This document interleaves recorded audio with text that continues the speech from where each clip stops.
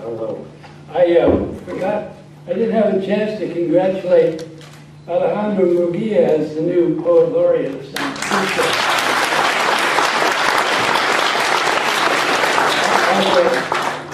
As a former Sandinista, Alejandro will no doubt be a new kind of revolutionary Poet Laureate.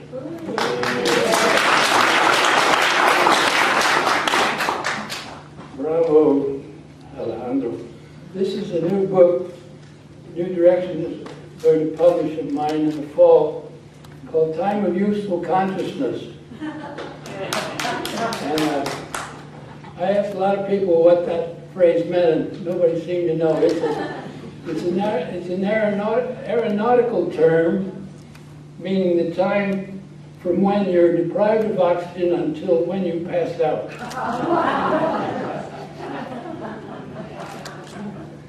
On the back of the book, publisher says it's a fragmented recording of the American stream of consciousness, always westward streaming, a people's history in the tradition of William Carlos Williams Patterson, Charles Olson's Maximus, Allen Ginsberg's Fall of America, and Ed Sanders' America, A History in Verse. Well, I'm just going to read various passages from the beginning to the end, hoping that I don't leave too large a chronological gap. This is also book 2 of Americas. I published book 1 of Americas about 3 or 4 years ago, and it was these are historical books. Americas, book 1 began in Europe and ended up with in New York, in America, with the assassination of President Kennedy in the 60s. And this one begins in New York and moves west with the march of civilization west across America. And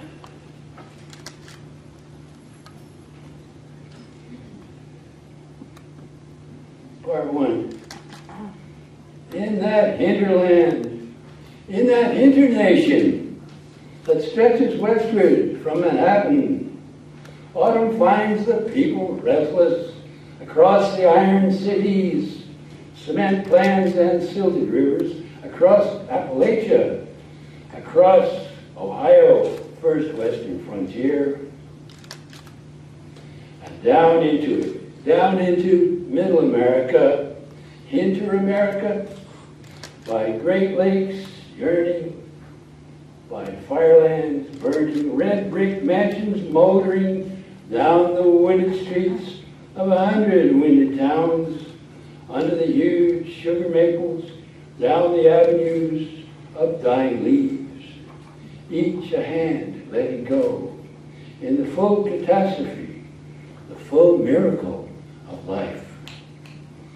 Homer heard it by the Aegean long ago, by the ocean's long withdrawing roar, the cry of the voyager, always outward bound. And then seeking home again, steering toward democracy, even as they plundered everywhere and took slaves wherever.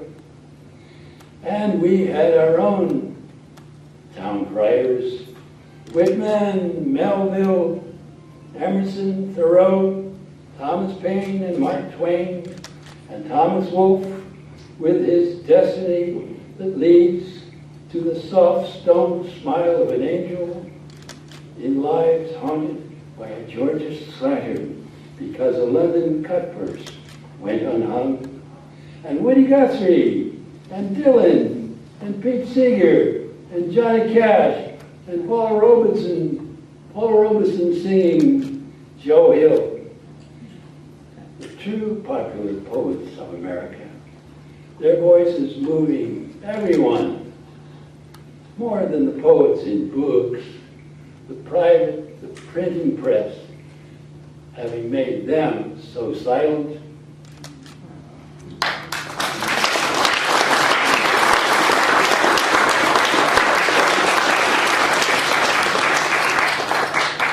The type seems to be getting smaller every year. You know one by heart? This is the kind of book I could read by heart.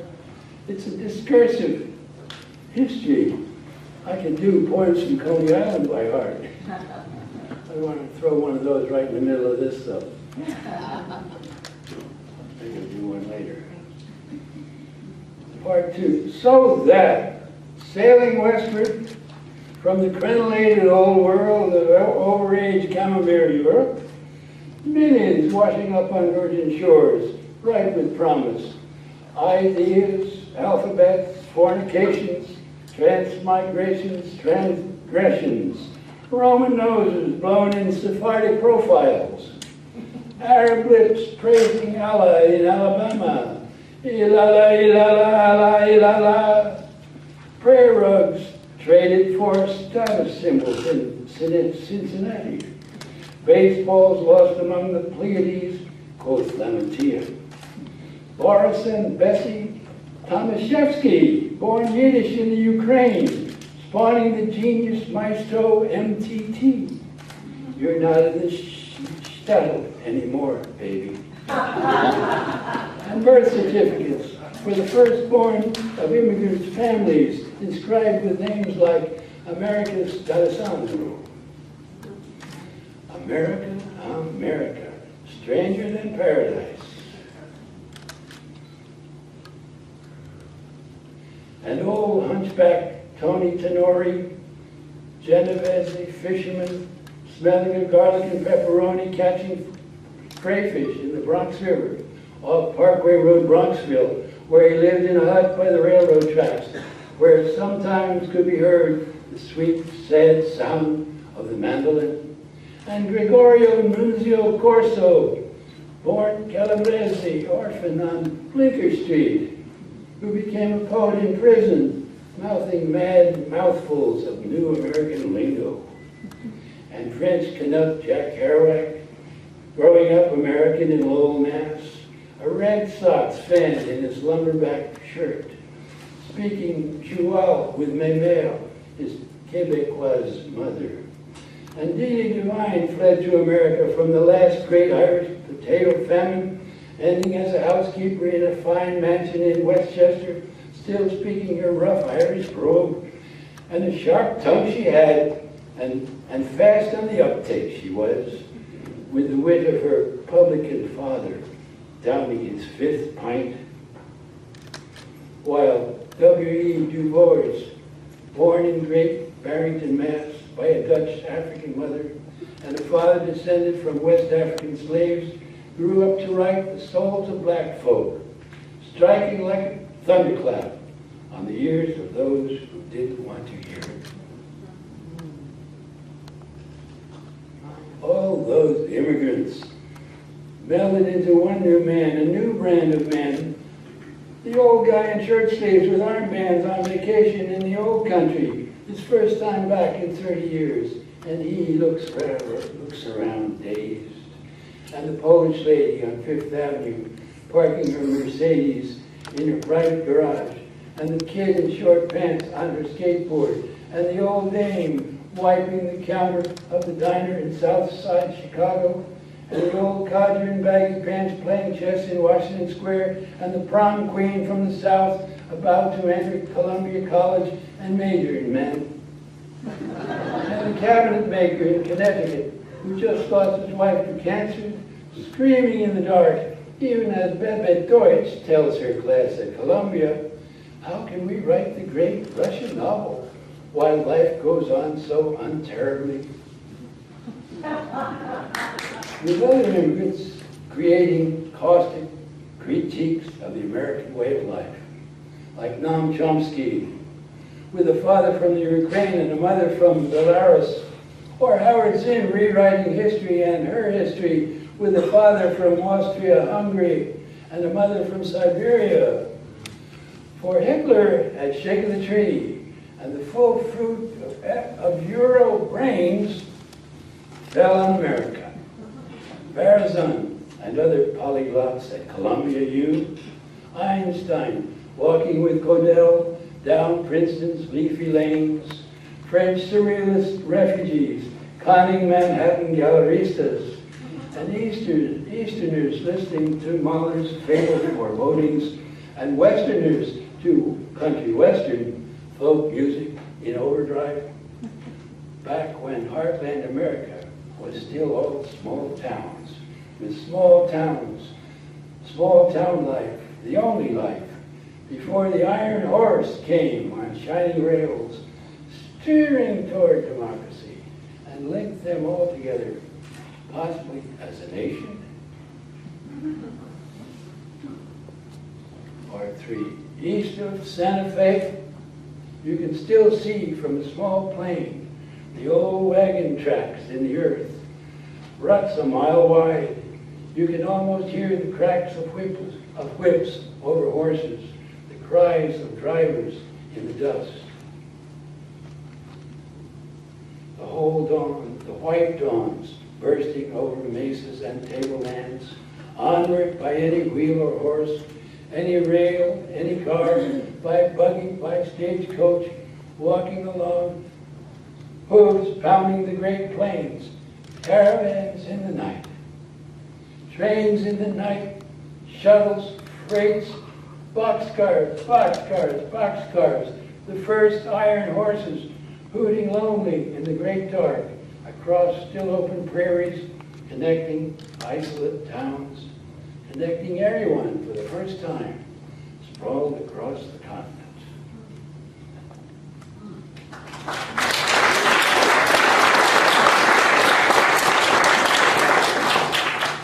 Jumping way ahead to part 8. An Adobe sun paints Route 66. Easy riders over the asphalt roar stoned into the sunset. Past Kel Robertson, beat, cowboy, poet, drifter, with his beat-up guitar and his weather-beat songs on his horse called Desperation. And the search for meaning leads through the dreaming, sang Tom Russell, on the borderlands, with a settler tale to tell, an American primitive man in an American primitive land. Heard the sound of Indian drums, heard the bugles blow, before they rewrote history into a Wild West show. Gather round, you people, listen here now, if you will, if you please. This land of yours was settled by bastards, drunks, and thieves.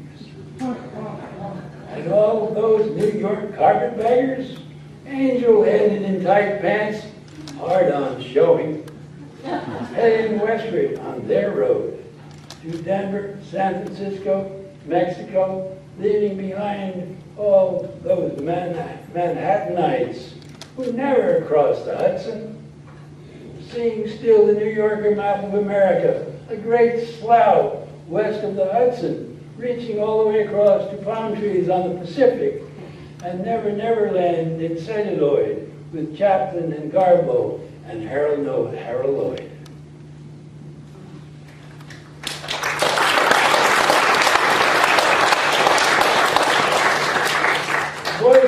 Voice of the other America out there. The deep soul of America lost in video games, in video game arcades and pinball machines, in suburban malls where lived the lives of the middle mind of America, in Legion Hall breakfasts, living room cafe clutches, prairie primaries and church suppers. America, the first hope and the final despair. Reading between the lines. Ranger, well fixed, wants young bride, ready to work and love. French speaker, in the market for business partner, out west. Music theorist, multi-instrumentalist, looking to form local band. Have porn, will travel. for rent, single room, no drinking, no smoking, no visitors after 10 p.m., bathroom down the hall, cheap. Wake up service, anytime, any place. Call only after 11 a.m.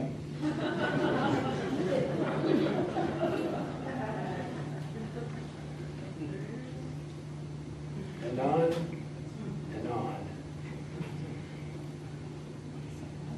Trains in book of night, across the great divides, across the Intermountain Company, over the purple plains, over the thirsty deltas, winding down at last to the glowing Golden Gate.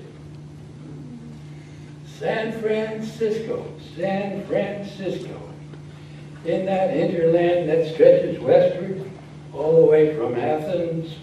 Democracy, fighting through dark ages, medieval kingdoms, bloody kings and dictators, to end up here at last, still an elite democracy, with galley slaves in suits in skyscrapers. And this truly the end of the line, the end of the long, long trail of winding, land's end, the last frontier, with no further west to go. The ideal place, the final home, so longed for, over the great plains, over the great divide. After World War II, it was as if the whole continent tilted westward and the population shifted with it. And it took almost a decade for all the elements of a changed America to come together, to coalesce in a radically new post-war culture. And it happened in San Francisco. San Francisco, the radiant city with an island climate and an island consciousness.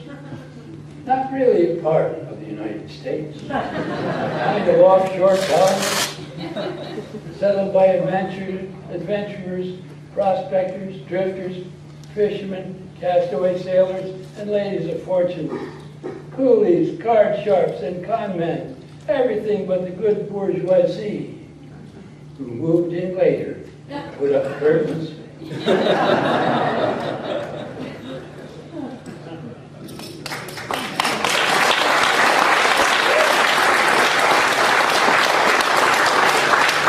It was still high noon in America until along came the digital revolution, fated to destroy or ingest all the age-old cultures of the world in a worldwide web of globalization in the Ayn Rand projection of world domination.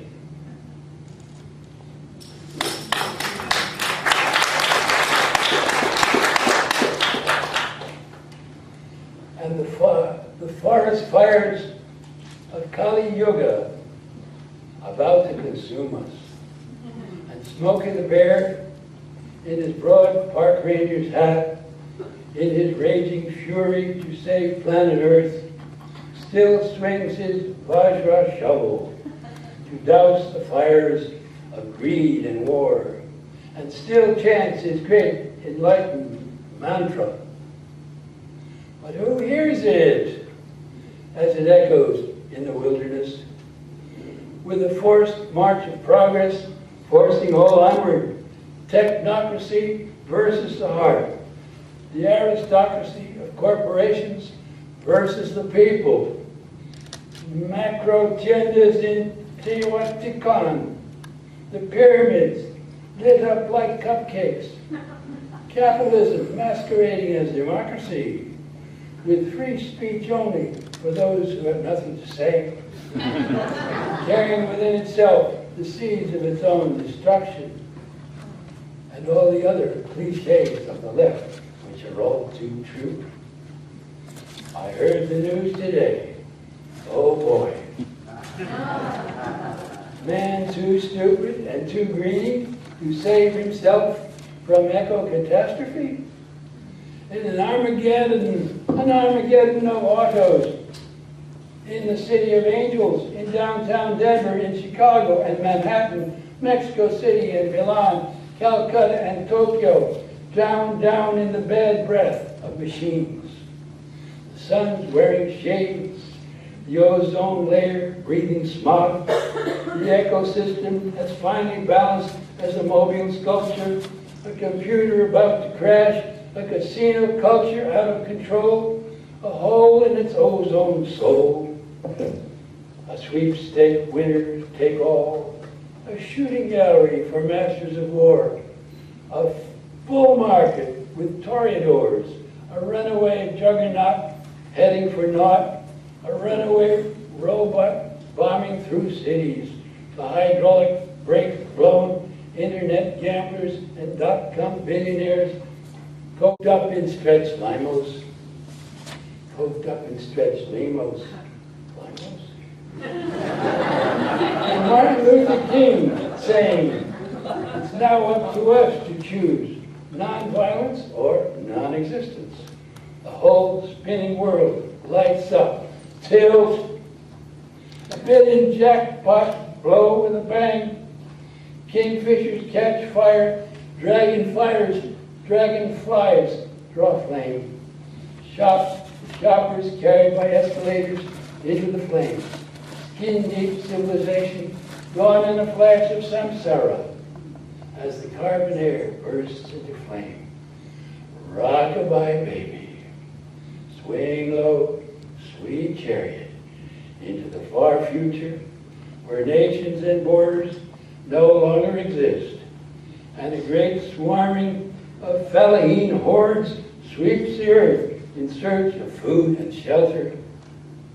The leadsman takes his soundings and cries aloud, Mark Twain, as the lead line plunges down. And so, sick transit, the glories of our century, in our time of useful consciousness.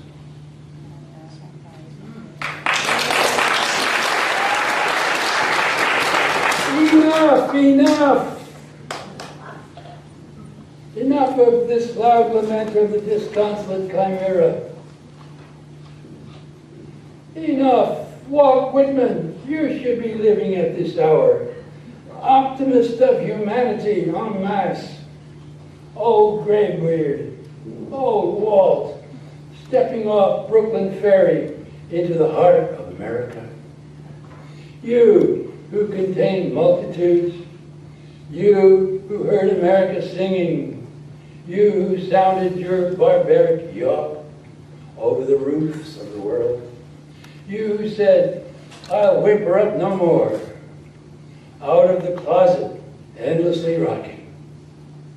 You who struck up for a new world, solitary, singing in the West.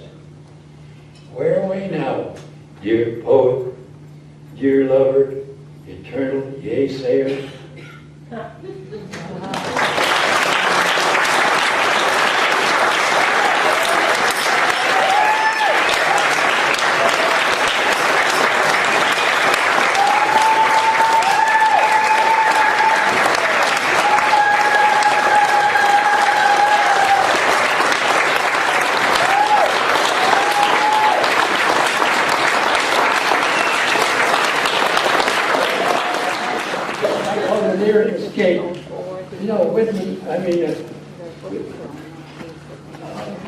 Bertolt Brecht in the 1930s wrote a line in a poem when he was in Los Angeles.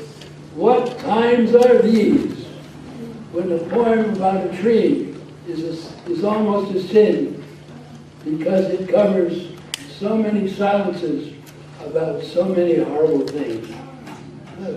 My loose adaptation of this poem. So yeah, what I call the lyric escape. Poems in my earlier books. For instance, well, the first poem that I ever wrote in San Francisco when I first arrived, the first poem in Pictures of the Gone World, 1955. The North Beach scene. Away above a harbor full of caulkless houses, among the the Charlie Noble chimney pots of a rooftop rigged with clotheslines. A woman paced up sails upon the wind, hanging out her morning sheets with wooden pins.